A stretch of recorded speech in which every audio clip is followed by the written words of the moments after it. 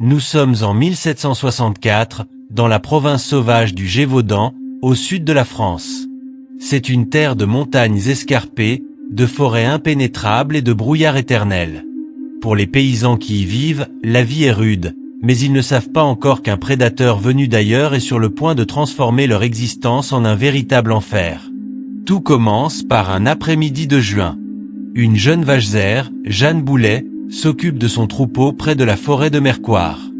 Soudain, un silence de mort s'abat sur la vallée. Les oiseaux s'arrêtent de chanter. Une créature massive, plus grande qu'un loup, avec une poitrine large et une queue immense terminée par un pinceau de poils, bondit sur elle. Jeanne n'a aucune chance. Elle sera la première victime officielle d'une série de meurtres qui vont faire trembler le royaume de France pendant 3 longues années. Comment une seule bête a-t-elle pu déjouer les pièges des meilleurs chasseurs du roi?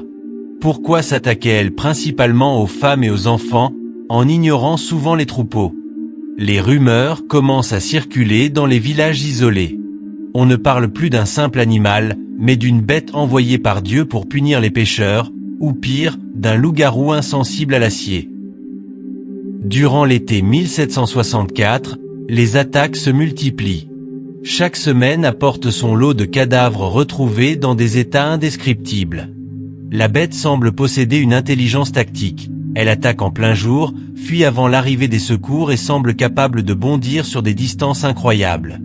La psychose s'empare de la région. On ferme les portes à double tour dès le coucher du soleil. Le Gévaudan est devenu une prison à ciel ouvert.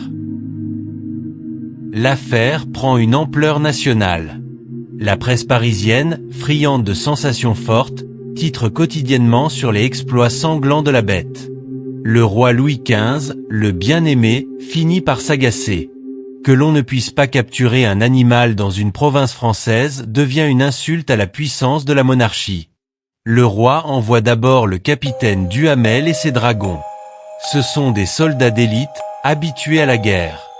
Ils organisent des battues géantes impliquant plus de 20 000 paysans. On empoisonne des carcasses, on place des pièges sophistiqués. Mais la bête est insaisissable.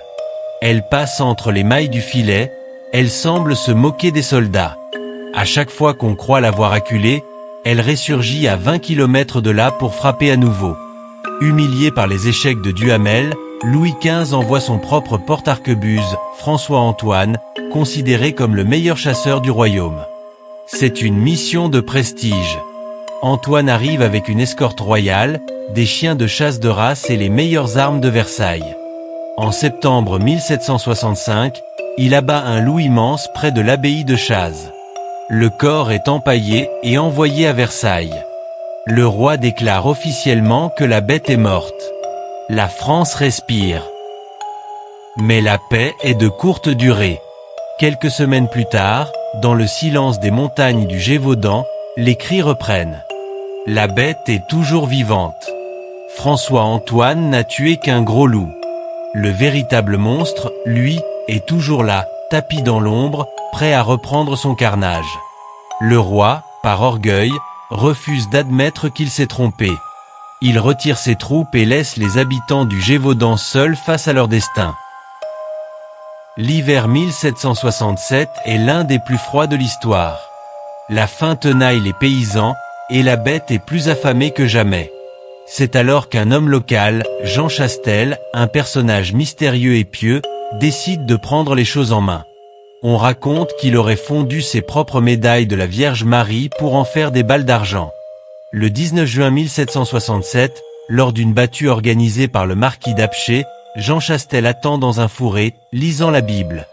Soudain, la bête sort du bois et s'arrête devant lui, immobile, comme si elle le reconnaissait. Chastel ferme son livre, épaule son fusil et tire 2 fois. La bête s'écroule. Elle est morte. Lorsqu'on autopsie l'animal, la stupeur est totale. Les témoins décrivent une créature qui ne ressemble à aucun loup connu en Europe. On y trouve des restes humains dans son estomac, confirmant qu'il s'agissait bien du tueur.